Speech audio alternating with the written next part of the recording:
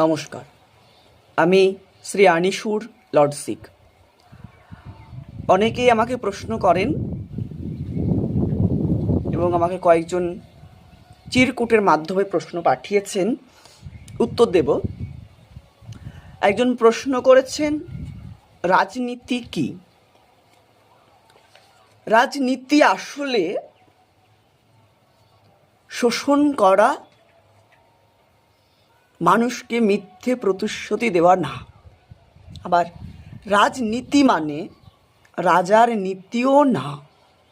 রাজনীতি মানে নীতির রাজা, যে নীতির দ্বারা মানব সমাজের সমগ্র সাধারণ মানুষের অধিকারের কথা বলা হয়।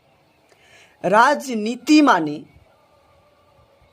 নীতির রাজা, যে রাজা তার সমগ্র প্রজাদের স্বার্থের জন্য যে নীতি প্রয়োগ করেন, সেটাই রাজনীতি। কিন্তু আমরা বর্তমান সময়ে দেখতে পাচ্ছি রাজনীতিটা এখন নীতির রাজা নেই।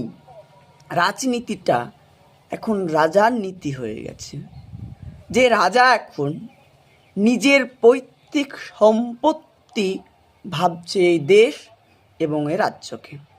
আমরা সাধারণ জনগণ কি চাই, আমাদের যে চাওয়া পাওয়া, তা নিয়ে কোনো রকমের মাথা ঘামাতে চাইছে না এ রাজ্যের সরকার।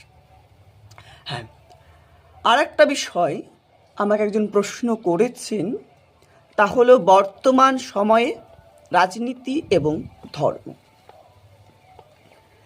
যে দেশের সরকার এবং যে রাজ্যের সরকার কর্মসংস্থানকে বন্ধ করে ধর্ম সংস্থান তৈরি করে, আমরা দেখেছি জগন্নাথ মন্দির, রাম মন্দির,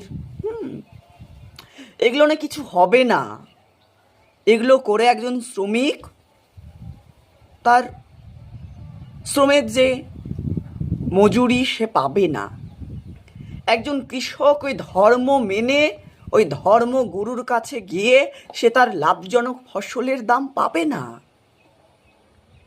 আপনি একটা অঞ্চলে চলে যান, একটা বুথে গিয়ে দেখুন, মিনিমাম 3টে থেকে 4টে মসজিদ আছে, 5টা থেকে 6টা মন্দির আছে। এই করে কি সাধারণ মানুষের যে চাওয়া পাওয়া সেটা কি মিটছে?